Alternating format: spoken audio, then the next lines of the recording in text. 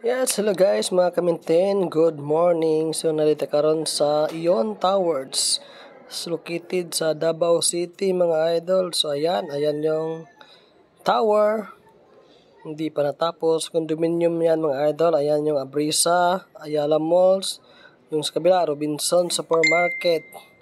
So ayan po yung isang condo. So dito ako ngayon sa Ion Towers sa 6th floor o level 6. Kasi yung itong Ion Tower guys is isa din ito sa mga 5-star hotel ng Davao City. Almost 30 floor ito mga idol.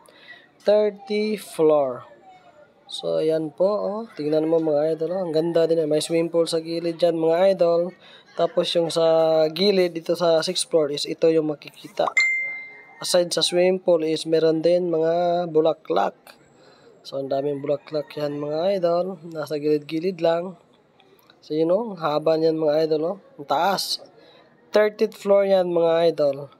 So, yan. Okay po. Thank you so much sa pagtanaw. Thank you so much for watching. Don't skip ads mga idol. Ayaw kalimot pag-follow, like, and share sa ako ang mga video.